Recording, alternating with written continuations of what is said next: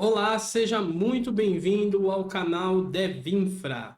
Eu sou o Wilton Guilherme e no vídeo de hoje nós iremos falar sobre computação em nuvem para não programadores. Essa série é uma série para você que está pensando em iniciar a sua jornada na carreira de tecnologia e ainda não sabe por onde começar. Separamos 5 itens na nossa playlist para que você assista e se identifique aí com a área que melhor vai se adaptar à sua rotina e ao seu dia a dia. Afinal, construir uma carreira é para a vida inteira e você precisa saber o que te espera pela frente para que você não desista no meio do caminho. Então, vamos lá ao conteúdo. Computação em nuvem, cloud computing para não programadores. Uma introdução. Como chegamos até a computação em nuvem? E o que é cloud computing? Um modelo de prestação de serviços de computação pela internet e com pagamento conforme o uso. Mas para que a gente consiga explorar como chegamos até o pagamento conforme o uso da computação, é extremamente importante que a gente conheça como tudo isso iniciou. Então, temos aí no nosso slide 3 modelos: o modelo tradicional, o modelo de virtualização e o modelo de cloud computing. Então, no modelo tradicional, as empresas precisavam comprar máquinas físicas, né, hardware, para conseguir ali executar os seus sistemas. Então, uma empresa precisava comprar hardwares de acordo com a capacidade que ela precisava para manter os seus sistemas. E isso era muito trabalhoso, porque além de fazer uma ordem de compra, aguardar a produção daquele hardware, quando o hardware chegava, ainda tinha que ser montado e configurado. Então, tudo isso levava-se muito tempo para conseguir colocar uma nova aplicação no ar. E aí a gente pode ver no primeiro modelo, temos 3 servidores, onde dois servidores fazem parte do sistema A e um servidor faz parte do banco de dados. E isso é um breve exemplo. Empresas possuem muito mais servidores do que isso. Até mesmo antes de chegar à computação em nuvem, eu mesmo já trabalhei em empresas que a gente tinha muitos servidores físicos, isso já há um bom tempo, e era bem trabalhoso também administrar tudo isso. E aí, com o passar dos anos, ali em meados dos anos 2005, chegou a virtualização. E a virtualização, ela nos permitiu que em apenas um hardware a gente consiga fazer uma abstração desse hardware e dividi-lo em vários servidores menores. No exemplo que a gente pode ver aí, eu tenho uma camada aqui que a gente chama de hypervisor, que é o software de virtualização, e embaixo temos os mesmos 3 servidores ali do nosso modelo tradicional. Observa que em cima nós temos aí uma média de 10 servidores. Ou seja, todos esses servidores eles estão sendo executados em apenas 3 hardware. Isso nos gerou uma certa facilidade e evitou que empresas continuassem comprando muitos hardwares sem conseguir um provisionamento com base nos acessos que os seus aplicativos tinham, porque em alguns momentos poderia ter muito acesso, em outros momentos ter pouco acesso. E isso era muito difícil de conseguir fazer uma escala. E a virtualização nos permitiu começar a trabalhar com esse tipo de demanda.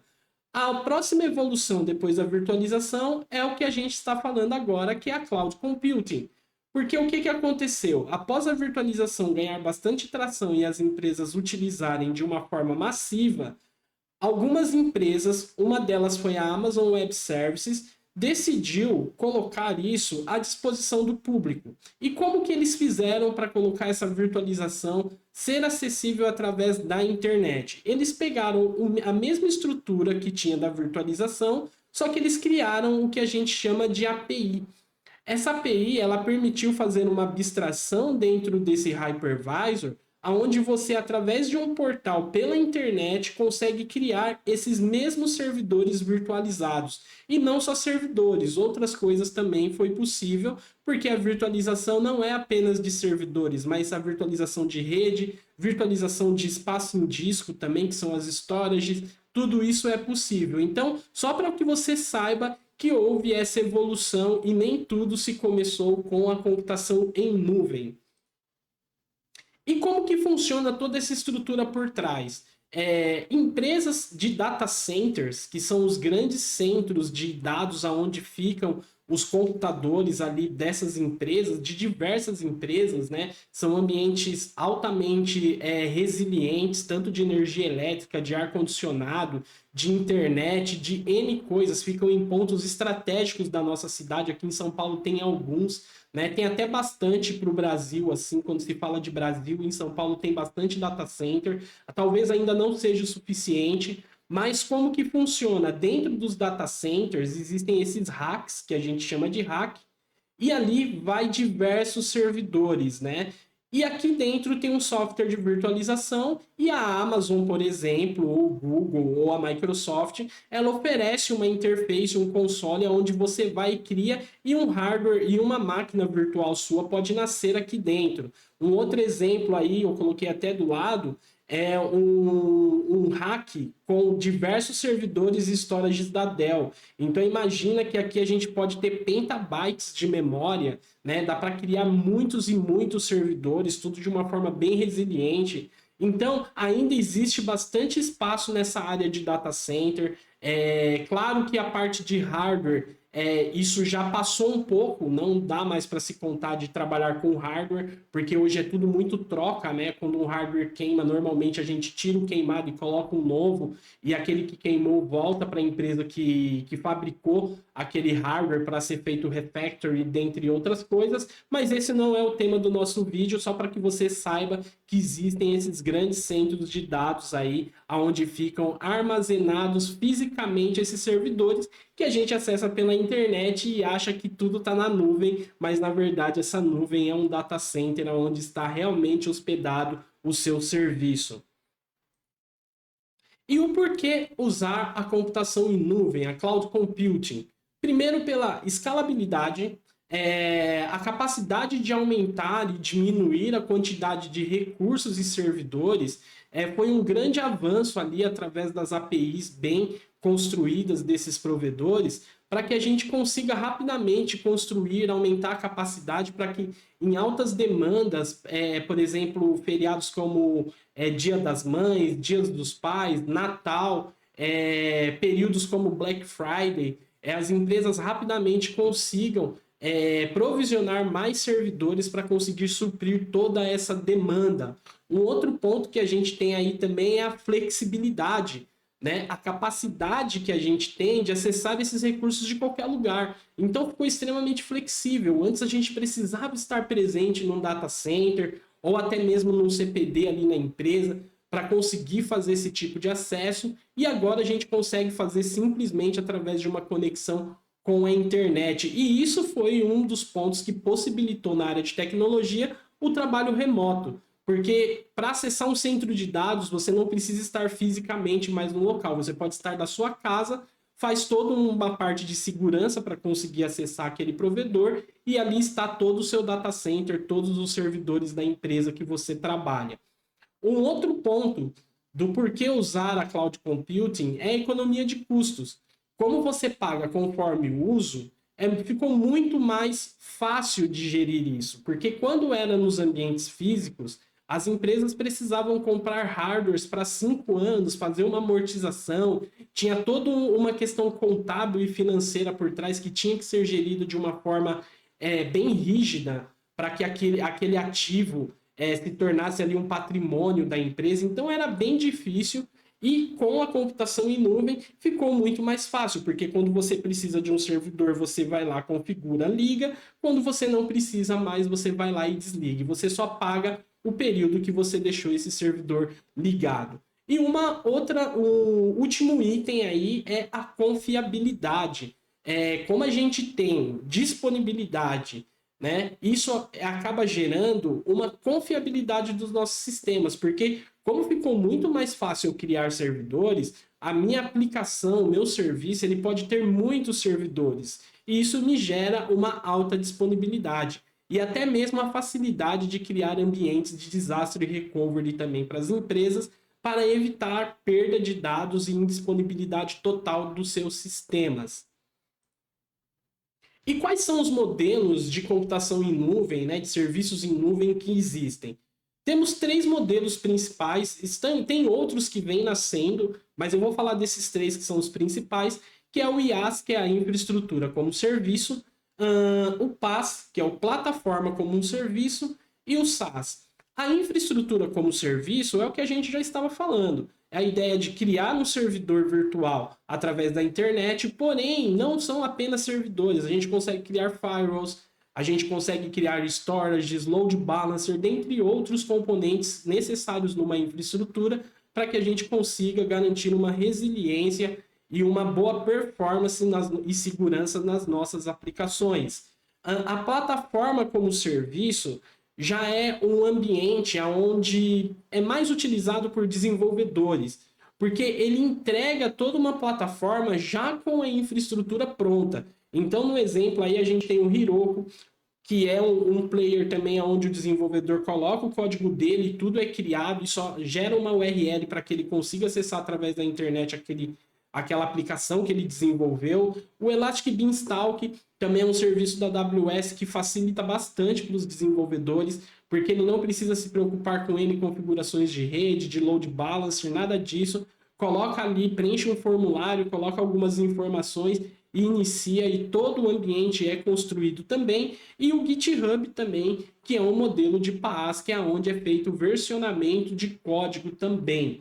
E aí temos o SaaS, que esse está mais presente no nosso dia a dia, que é o software como um serviço. Então aí no nosso exemplo a gente tem aí o Google Drive, o Gmail, o Facebook, Instagram, TikTok e o Netflix. Pois tudo isso é provido para nós através da internet. A gente só precisa de um dispositivo mobile ou um aplicativo instalado e tudo está sendo executado numa nuvem. A gente só precisa se cadastrar e a maioria das vezes pagar para utilizar esses serviços aí através da internet.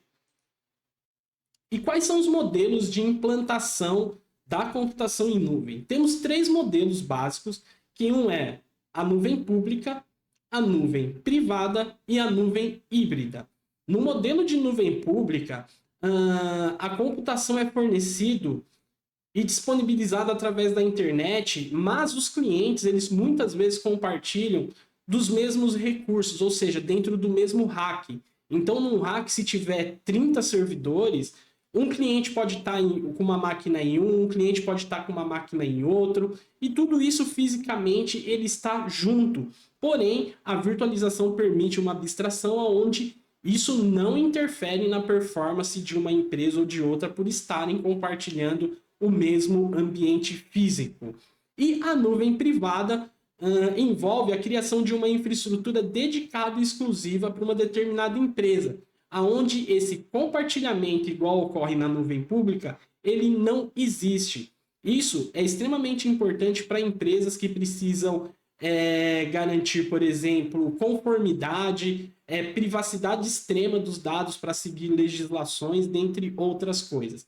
E o último modelo é o modelo de nuvem híbrida. A nuvem híbrida é uma junção da nuvem pública e da nuvem privada, pois uma empresa pode precisar ter um ambiente público, onde ela coloca toda a parte que os seus usuários acessam, e por trás ela pode ter um ambiente privado, que é onde vai ser armazenados ali dados confidenciais dos seus clientes.